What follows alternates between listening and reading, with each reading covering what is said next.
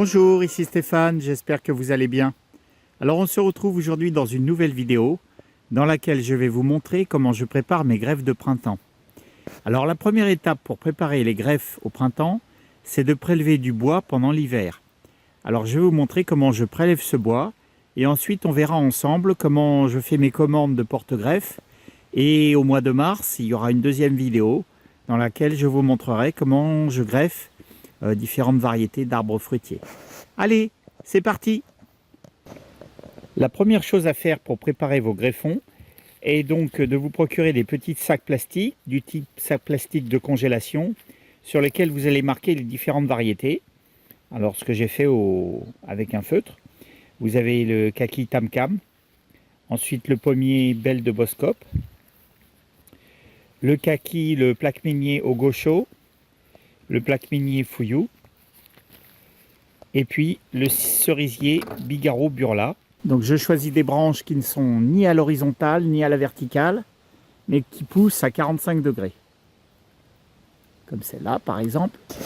Alors j'ai prélevé différents greffons, de la taille, disons de la taille d'un petit crayon. Et il est important de prélever ces greffons pendant l'hiver, c'est-à-dire pendant la dormance, pour la raison suivante, eh bien, on va les conserver dans les sacs en plastique, dans le bac à légumes du réfrigérateur, pour les maintenir en dormance jusqu'au mois de mars, au moment où on les ressortira donc, du réfrigérateur, et on procédera à la greffe. Les greffons doivent être maintenus en dormance pour que lorsque l'on fait la greffe, eh bien, le greffon ne parte pas sur ses propres réserves.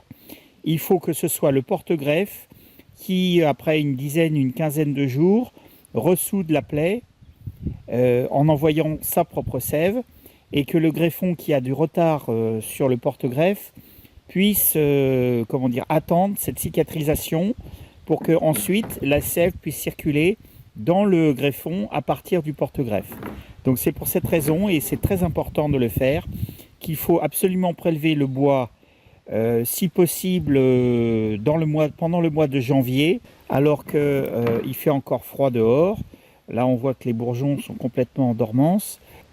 Je prélève également du bois sur la variété Ogosho. C'est le plaque minier que j'avais planté pour vous montrer la plantation à racines nues dans une précédente vidéo.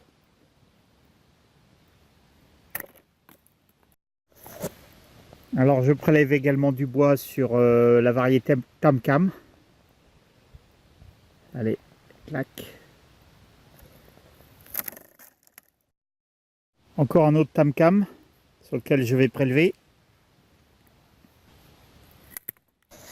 Allez, avec ça je vais y arriver. Voilà, clac. Positionnez vos greffons dans un petit sopalin humide. Et ensuite, on va les mettre dans les sacs plastiques.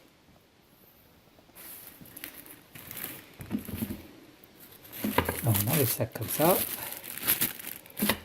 Voilà. Alors, je les ai attachés. Et maintenant, je vais les mettre dans le bac à légumes du réfrigérateur. J'ai mis tous les greffons dans des sacs en plastique avec un petit sopalin humide. Et je les entrepose jusqu'à la mi-mars, pour qu'ils restent en dormance jusqu'au moment où je les sortirai pour faire les greffes. Alors je commande mes porte-greffes sur le site Beaufort Jeune Plan. C'est un site qui s'adresse aux particuliers comme aux professionnels. L'avantage de ce site, c'est que vous pouvez commander des porte-greffes à racines nues avec des prix qui défient toute concurrence, puisque vous allez bénéficier des prix qui s'appliquent aux professionnels. Alors vous pouvez commander toutes sortes de porte-greffes, aussi bien pour le pommier, le poirier, le cognacier, le cerisier, le prunier, le pêcher, etc. ou le kaki.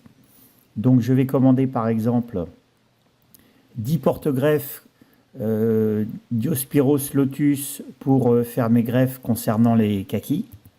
Vous voyez, vous les touchez à 2,04 € pièce, plus les frais de port, c'est vraiment très économique. Je vais également commander des porte-greffes concernant les pommiers. Vous avez différents types de porte-greffes. Et le site est bien fait puisqu'il vous explique les caractéristiques du porte-greffe en fonction des sols et de la vigueur que vous recherchez. Voilà, donc je vous invite à vous y reporter.